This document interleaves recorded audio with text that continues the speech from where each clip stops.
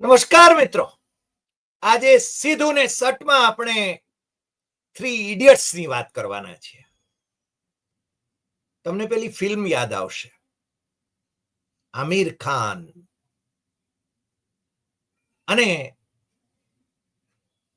Three idiots શબ્દ એ ખૂબ પ્રચલિત બન્યો આ દેશમાં. પણ આજે થ્રી ઇડિયટ્સ ની વાત એટલા માટે કરવી છે કે રાજકીય બાબતોમાં જે વાદ વિવાદ થઈ રહ્યો છે, ભારતીય જનતા પાર્ટી જે પ્રકારની છેતરપિંડી મહારાષ્ટ્રમાં કરીને જીતી છે, એના સંદર્ભમાં લોકસભામાં વિપક્ષના નેતા રાહુલ ગાંધી, રાષ્ટ્રવાદી કોંગ્રેસ શરદ પવારના સાંસદ અને એમના દીકરી સુપ્રિયા સુળે અને શિવસેના બાળાસાહેબ ઠાકરે, ઉદ્ધવ બાળાસાહેબ ઠાકરે, એના સાંસદ સંજય રાઉત ઉપલા ગૃહમાં છે, સુપ્રિયા લોકસભામાં છે. પણ આ ત્રણેય સાંસદોએ જે પ્રેસ કોન્ફરન્સ કરી દિલ્હીમાં, એ પ્રેસ કોન્ફરન્સ પછી મહારાષ્ટ્રના સૌજન્યશીલ ગણાતા મુખ્યમંત્રી દેવેન્દ્ર ફડણવીસ, મને લાગે છે કે એમની હલકામાં હલકી ભાષામાં એમણે કોમેન્ટ કરી, કારણ કે સંસ્કાર તો ભારતીય જનતા પાર્ટીના સુપ્રીમો પાસેથી આવે છે. એમણે આ ત્રણ સાંસદોને થ્રી ઇડિયટ્સ કહ્યા અને એમની જે વાત હતી એ વાત એના તથ્યો રજૂ કરવાને બદલે અથવા તો એનો જવાબ યોગ્ય રીતે વાળવાને બદલે એમને હસી કાઢવાનું પસંદ કર્યું. ભારતીય જનતા પાર્ટીની પાસે તમામ બંધારણીય સંસ્થાઓ પરનો કબજો છે, ચૂંટણી પંચ સહિત. ક્યારેક એવું હતું કે ચૂંટણી પંચ એ નિષ્પક્ષ હતું, પણ હવે તો ચૂંટણી કમિશનરોની સિલેક્શન પેનલમાંથી ચીફ જસ્ટિસ ઓફ ઇન્ડિયાને માનનીય વડાપ્રધાન નરેન્દ્ર મોદીએ કાયદો બદલી નાખીને કાઢી મૂક્યા છે અને એમના એક મંત્રીને એ સિલેક્શન કમિટીમાં મૂક્યા છે. એટલે કયા ગરા ચૂંટણી કમિશનર જ એ એમની વચ્ચે એમની પસંદગી પામે અને એ ધાર્યું કરાવી શકાય.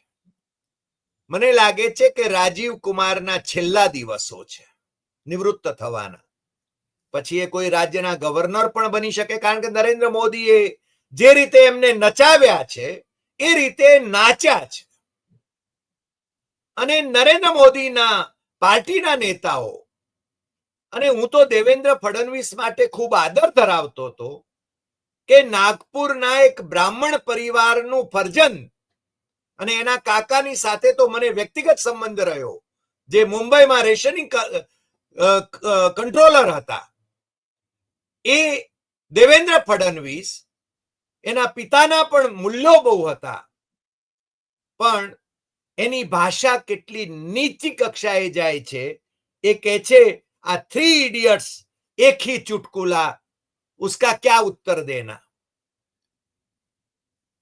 રાહુલ ગાંધી અને આ બંને સાંસદોએ આજે જે વાત કરી છે એ તથ્યો આધારિત વાત કરી છે. અને ભારતીય જનતા પાર્ટી જે છેતરપિંડી કરે છે એ છેતરપિંડી આજે બેનકાબ થઈ ગઈ છે. રાહુલ ગાંધીએ જે આંકડાઓ આપ્યા છે એ આંકડાઓ બહુ સ્પષ્ટ છે કે 5 વર્ષમાં મહારાષ્ટ્રમાં મતદારોની સંખ્યા 5 વર્ષમાં મતદારોની સંખ્યા એ 44 લાખ જેટલી વધી છે. પરંતુ લોકસભાની ચૂંટણીમાં મહાયુતિ એટલે ભારતીય જનતા પાર્ટી અને મિત્ર પક્ષો હારી ગયા મહારાષ્ટ્રમાં, અને એ શિવસેના ઉદ્ધવ, રાષ્ટ્રવાદી કોંગ્રેસ શરદ પવાર અને કોંગ્રેસ એને સૌથી વધારે બેઠકો મળી એટલે કોઈ પણ ભોગે વિધાનસભા કબજે કરવા માટે શિરડીના એક બિલ્ડિંગમાં રાહુલ ગાંધીએ કહ્યું હતું કે 7,000 મતદારો, એક જ બિલ્ડિંગમાંથી 7,000 મતદારો, અને એમાં બધા વિદ્યાર્થીઓ એ નોંધવામાં આવે. અને એ રીતે જ્યારે એની તપાસ કરવામાં આવી, આ જ્યારે એમણે વાત કરી અને પછી ત્યાં સ્થળ ઉપર તપાસ કરવામાં આવી, ત્યારે ત્યાંના સત્તાવાળાઓએ કલેક્ટરેટમાંથી એવું જણાવ્યું કે 7,000 નહીં, એક બિલ્ડિંગમાં 3,000 મતદારો હતા. હવે 3,000 છોકરાઓ એ બિલ્ડિંગમાં કઈ રીતે રહી શકે અને મતદારો કઈ રીતે થઈ શકે? એક ધૂળેનો હોય, એક બીજા પ્રદેશનો હોય, બીજા ગામનો હોય, બધા આવીને ત્યાં મતદારો થયા. કોઈની પાસે આધાર કાર્ડ નહોતા, છતાં એમને વોટર્સ કાર્ડ મળી ગયા. આ બધી છેતરપિંડી એ તો જાણે કે ભારતીય જનતા પાર્ટીના પિંડમાં છે. અને હજુ ગઈકાલે જ આપણે જે વાત કરી છે, આપણા પૂર્વ આરોગ્ય મંત્રી બેનશ્રી એ જે વાત કરી એની આપણે વિગતે છણાવટ કરી જ છે. એટલે તમે જાણો છો કે આ ભારતીય જનતા પાર્ટી એ એનું જે ડીએનએ હતું એ બદલાઈ ગયું છે મોદી શાહના શાસનમાં. અને હેમાબેન આચાર્ય જે કહે છે, એમણે તો ખૂબ વ્યથાથી કહ્યું હતું. અને આ છેતરપિંડી કઈ રીતે કરે છે એની આજે અમને એકદમ ગરમ ગરમ ન્યૂઝ મળી છે. અને એ પાછું એવું નથી કે રાહુલ ગાંધી કહે છે, દેવેન્દ્ર ફડણવીસની સરકારમાં જે મંત્રી શ્રી છે અદિતિ તટકરે, એમણે કહ્યું છે લાડકી બહેણી યોજના એની અંદરથી જે લાભાર્થીઓ હતા એમાંથી 5 લાખ લાભાર્થીઓને રદ કરવામાં આવ્યા છે. ગરજસરી એટલે વૈધવેરી, આપણે ત્યાં કહેવત છે. ચૂંટણી જીતાઈ ગઈ, લાલચ આપી હતી, ગાજર લટકાવ્યું હતું, તમને બધાને છે ને આટલા નાણાં મળી જશે, દર મહિને 1,500 રૂપિયા તમારા ખાતામાં આવી જશે, એવી છે ને એ યોજના શરૂ કરી હતી. જુલાઈ 2024માં મુખ્યમંત્રીએ, એ વખતે એકનાથ શિંદે એ મુખ્યમંત્રી હતા, અને માઝી લાડકી બહેન યોજના, તમને ખ્યાલ છે કે મધ્યપ્રદેશમાં પણ ભાઈ શ્રી ચૌહાણે જે મુખ્યમંત્રી હતા એમણે આવી યોજના શરૂ કરી અને એ મત અંકે કરી લેવા માટે કામમાં આવી. એટલે મહારાષ્ટ્રમાં પણ એ જ અખતરો કર્યો. પરંતુ આજે એટલે 7 ફેબ્રુઆરી 2025ના રોજ આ બેનશ્રી જે મંત્રી છે એ મંત્રી એ કહે છે કે એમણે એક્સ ઉપર પાછી પોસ્ટ કરી છે કે એમાંથી 5 લાખ મહિલાઓને રદ કરવામાં આવી છે, અપાત્ર ઠરી છે. એટલે એમાં છે ને એમ કહેવામાં આવ્યું છે કે લાભાર્થીઓની સંખ્યા જે હતી એની અંદર જુદી જુદી યોજનાઓની એમણે વાત કરી છે, અને એમાંથી 5 લાખ લાભાર્થીઓને રદ કરવામાં આવ્યા છે. એ પાછા એમ કે છે કે એમણે સ્વેચ્છાએ બીજી યોજનાનો લાભ લઈ રહ્યા છે, એટલે એમણે આ યોજનામાંથી ફારેક થઈ જવાનું કહ્યું છે. રાહુલ ગાંધીએ જે વાત કરી છે એના વિશે આમ તો ચૂંટણી કમિશનરને રાહુલ ગાંધીનું નામ પાડવાનું તો મન થતું નથી, પણ નામ પાડ્યા વિના ચૂંટણી પંચે આજે છે ને રાહુલ ગાંધી અને આ બંને સાંસદોની જે પ્રેસ કોન્ફરન્સ હતી એ પ્રેસ કોન્ફરન્સના સંદર્ભમાં એવું કહ્યું છે કે EC considers political parties as priority stakeholders. Of course, the voters being the prime and deeply valued views, suggestions, questions coming from political parties. Commission would respond in writing with full factual and procedural metrics uniformly adopted across the country. એ કહે છે કે આ જે પ્રશ્નો રાજકીય પક્ષો ઉઠાવે છે એના વિગતવાર અમે ઉત્તર વાળવાના છીએ. અને બીજું એમાં એમ કહેવામાં પણ આવ્યું હતું, એ વાતો પણ થઈ કે રાહુલ ગાંધીએ જે પ્રશ્નો કર્યા છે એમાં છે ને એમણે એમ કહ્યું છે કે મે જૂનમાં જે લોકસભાની ચૂંટણી થઈ એ વખતની જે મતદાર યાદી હતી, જેના ઉપર મતદાન કરવામાં આવ્યું, એ મતદાર યાદી ઇલેક્શન કમિશન અમને આપે. તમને ખ્યાલ હશે, મતદાર યાદી મેળવવા માટે આપણે ખર્ચ કરવો પડે છે, એટલે ખરીદવી પડે છે મતદાર યાદી. રાહુલ ગાંધી એના માટે ખરીદવા માટે તૈયાર છે, એમની પાર્ટીના મિત્રો ખરીદવા તૈયાર છે, ઇન્ડિયા ગઠબંધન ખરીદવા તૈયાર છે. અને ચૂંટણી પંચ એમ કહે છે કે એ તો એમને ઉપલબ્ધ કરાવેલી છે અને ડાઉનલોડ કરી શકે છે. ભાઈ તમે છે ને તમે એમને ઉપલબ્ધ કરાવી છે તો આપી દેવામાં તમને વાંધો શું છે? કારણ કે તમને તો આવક થાય છે. અચ્છા, બીજું, લોકસભા વખતની જે મતદાર યાદી છે જેના ઉપર મતદાન થયું, એ યાદી એ રાહુલ ગાંધીએ માગી છે. એ યાદી આપવામાં તમને ક્યાં કાંટા વાગે છે? એટલે ખરેખર તો તમારે એ યાદી પણ આપવી જોઈએ. ચૂંટણી પંચ એને તો છે ને કમાણી થાય આમાંથી. ધારો કે જેટલા વધારે લોકો એ યાદી લઈ જાય એટલી એને કમાણી છે. હવે એમ કે છે કે નવેમ્બર 20 એના રોજ જે મતદારોની સંખ્યા, રજિસ્ટર્ડ વોટર્સ જે હતા, એ 97 લાખ, સોરી એક સેકન્ડ, એકમ દશક 100 1000 10,000 કરોડ 9,97,93,350 હતા. એમાંથી એમનો એવો દાવો છે કે 6,45,92,508 લોકોએ મત આપ્યો. હવે જે લોકસભાનું જે ઇલેક્શન હતું અગાઉનું, એની અંદર જે મતદારો રજિસ્ટર્ડ વોટર્સ હતા એ 9,28,90,445 હતા અને વોટ જે પડ્યા હતા એ 5,69,710. હવે મને લાગે છે મતદાર યાદી વિહાવા માંડી છે. આપણે છે ને પેલા જેમ ઈવીએમ વિહાવા માંડ્યા હતા ને, તમને ખબર છે કે હજુ તો દિલ્હી વિધાનસભાની ચૂંટણી અથવા મતદાન એ 5મી તારીખે થયું છે. આવતીકાલે 8મી તારીખે મતગણતરી છે. પરંતુ કેટલા ટકા મતદાન થયું છે અને કેટલું મતદાન થયું છે, કેટલા વોટર્સે મતદાન કર્યું છે, એ ચૂંટણી પંચ જાહેર કરતું નથી.